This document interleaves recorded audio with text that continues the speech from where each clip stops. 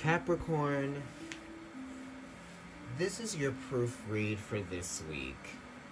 What are you anticipating? What are you itching? What are you anxious about? That's what I'm getting from you. I feel like you're also even kind of like maybe even being emotional, which is kind of like unusual for you. You're getting like agitated, right? Impatient with things, perhaps. Let's see what your cards are. Okay. Judgment, which is Pluto, talking about control. Pluto is, going to be going retrograde soon in your sign.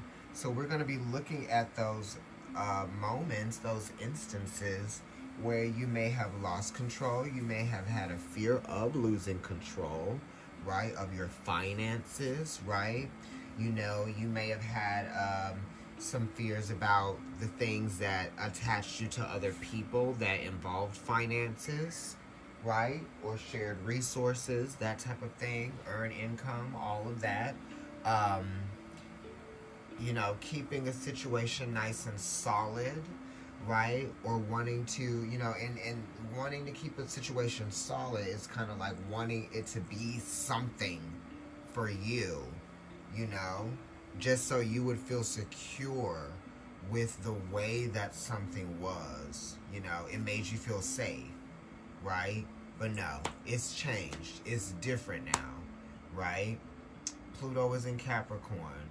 Pluto is talking about, taking things away. It strips things. So this could have been something that you wanted to commit to in your life, or an element of your life that you wanted to make constant, right? This could have been something that you wanted that it seemed as though you had to force or make to happen, right? These are things that occur that are out of your control, that you just kind of have to deal with, Sometimes it's that. It's also, a beacon here, or a beckon, there's something is beckoning you. This is movement. It's like, I want to go to the other side. I want to go and, go to a place that I've never been before. That type of thing, Capricorn. It's like, a new day. You might even feel like there's a new life for you to experience, a different side of you that you haven't even seen being revealed to you. Or you're looking forward to something changing that brings value to your experience, more of a qualitative experience than a quantitative, right?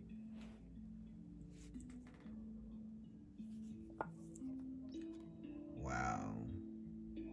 The Hanged Man. This is a very powerful card. So these both talk about endings, and they both talk about vulnerability and fear. So you could, and that's what I was talking about. Anxiousness, fear, vulnerability, not knowing what to anticipate or what's going to be coming your way or what to expect. Going into uncharted territory, something that you haven't experienced before, having to go through it. You can't go around it. You've got to go through it, And who knows what you guys' situations are, but it really does talk about showing yourself what you're made of in these moments. There are moments of strength and moments of weakness. There are moments of, power and moments of vulnerability.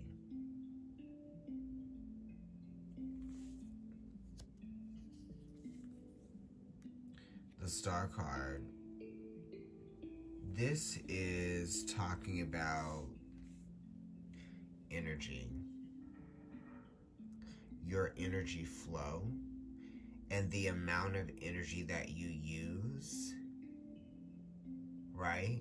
The amount of energy that is drained or extracted or exhausted from you. Yes. This talks about regenerative energy, recalibrating, recharging the batteries. You know, because the star card is Aquarius, and Aquarius is like electricity, that type of thing. So it's like when people feed off of your energy, or you give your energy to other people, you have to recharge that. Yeah, and it's talking about standing purely in your energy without the affectation that someone else might,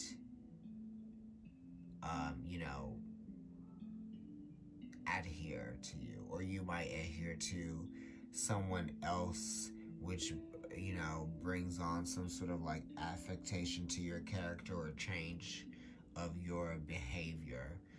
So it the star card is number 17, and that reduces to an 8, 1, and 7.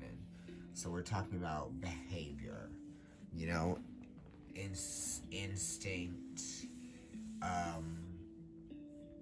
but also awareness and the knowledge of how human behavior works. It's also knowing behavioral patterns,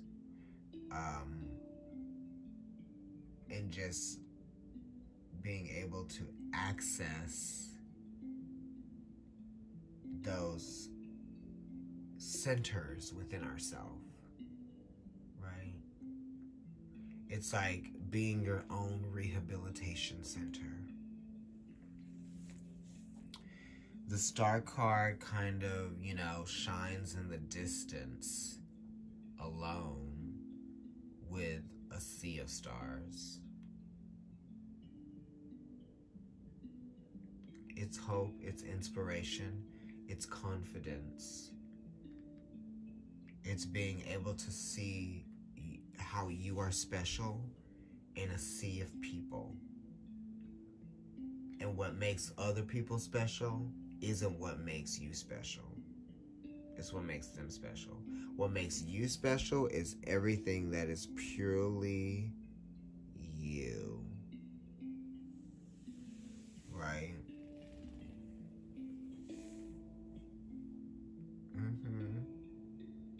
That's where the real pleasure lies. That's where the real harmony, finding harmony and balance with oneself, discovering that, or acknowledging that.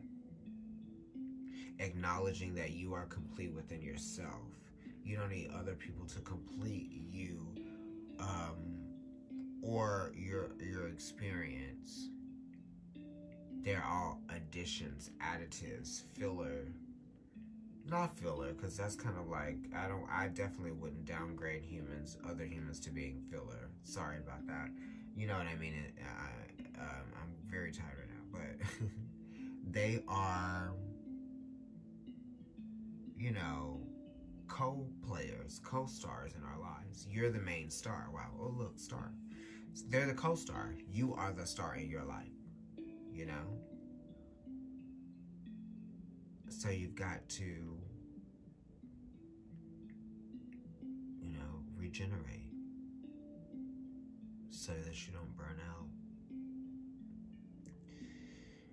Okay, Capricorn, thank you so much. If you would like to book a reading with me, email providencetarotkendrick@gmail.com. Follow me on YouTube and subscribe to me on YouTube. And also follow on Instagram, Providence Tarot. And I have a personal account. It's NYC Kendrick. Thanks, Cap.